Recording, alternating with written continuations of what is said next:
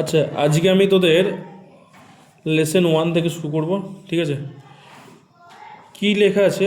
Why is the sky so high, যে গল্পটা আছে এই গল্পটা আজকে আমরা পড়বো। ঠিক আছে, প্রত্যেকটা লাইনের মানে প্রত্যেকটা ওয়ার্ডকে ভেঙে ভেঙে ভেঙে ভেঙে আমরা পড়বো।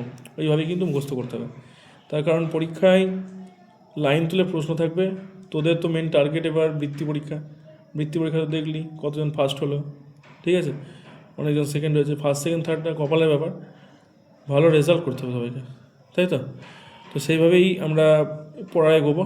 ঠিক আছে, বেশ। তো দেখ, প্রথমে কি আছে, একটা ম্যাচিং দিয়ে আছে, খুব সহজ।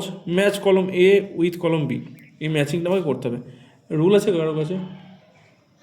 রুল দে আমাকে একটা, পেনে করে দাগ দেবো না।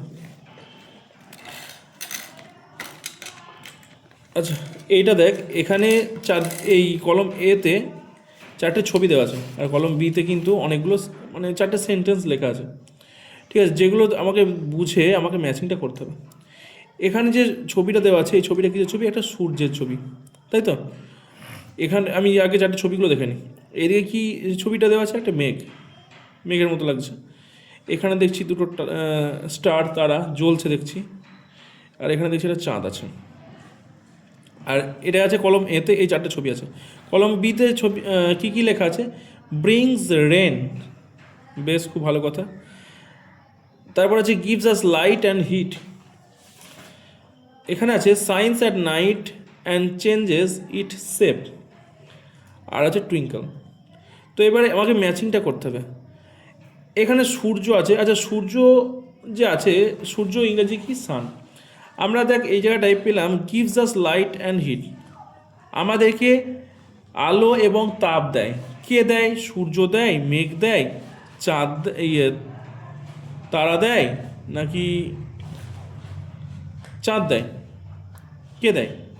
আমাদেরকে সূর্য দেয় আলো এবং তাপ। তাহলে এইটার সঙ্গে নিশ্চয়ই ম্যাচিং এইটা হবে, সরি এইটা, তাই তো? রাবার দেখটা টানা টানা হয়ে গেছে।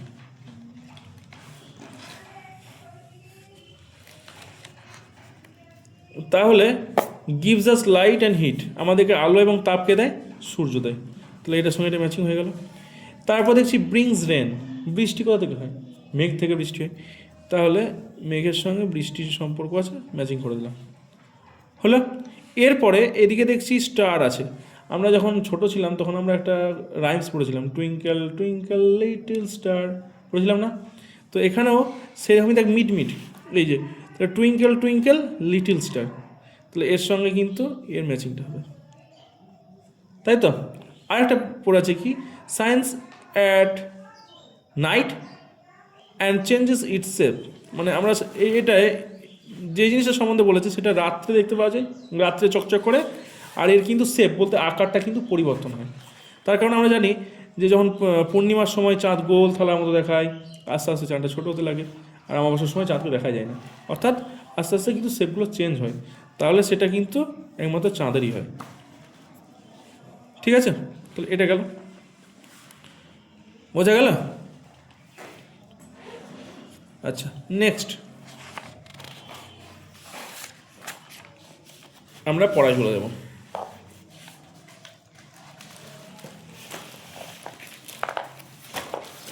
কি লেখা আছে ভালো করে আমরা পড়বো, প্রত্যেকটা জিনিসের মানে বুঝবো ধীরে ধীরে, ঠিক আছে?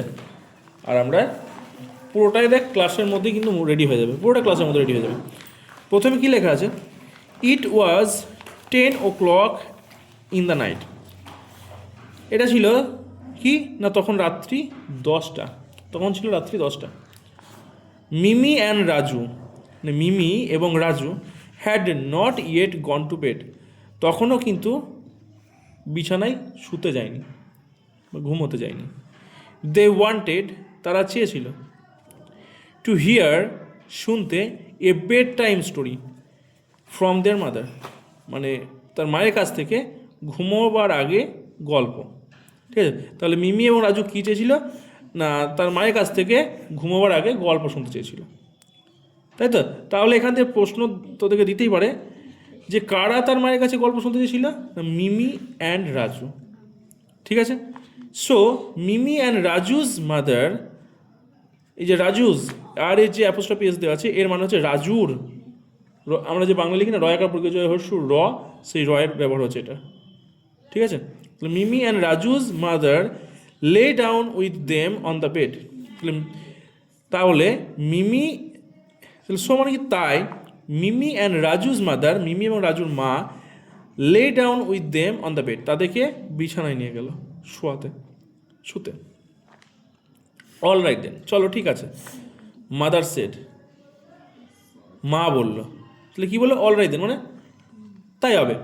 মাদার সেড, মা বলল, I will tell you a story, আমি তোমাদের একটি গল্প বলবো।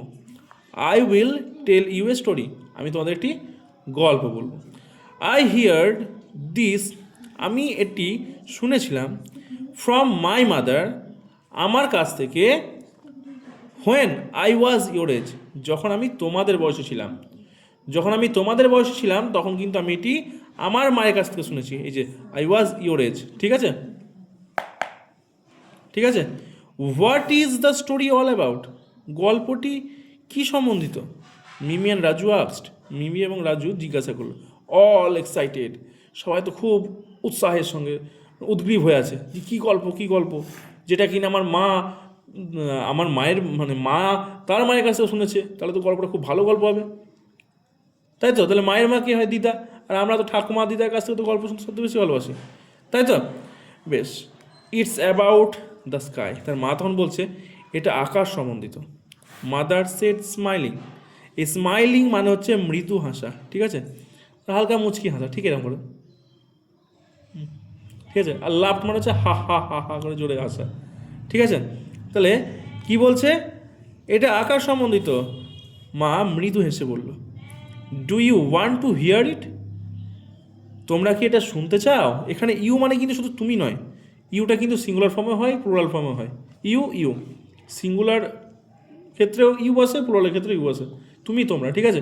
এখানে মিমি এবং রাজু দুজন আছে, তাহলে এখানে তো তুমি বলবে না, তার মা তো একজনকে গল্প বললে তো আরেকজন রাগ করবে, যদি মিমিকে গল্প বলে রাজু রাগ করবে, রাজুকে গল্প বললে মিমি রাগ করবে, তাই তার মা দুজনাকেই গল্প বলছে, তাই তো। যেমন অন্তিকারা, ধর দুই বোন আছে, ঠিক আছে, এবার যদি অন্তিকার মা গল্প বলে আর অন্তিকা দিদি, তখন কী করবে? কাঁদতে লাগবে পাশ থেকে, তাহলে অন্তিকার মা তখন কী করবে?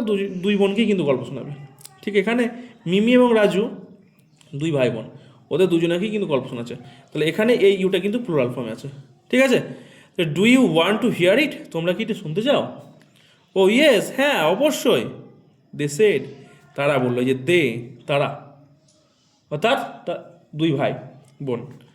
মাদার বিগ্যান দ্য টেল, মা গল্প বলা শুরু করল।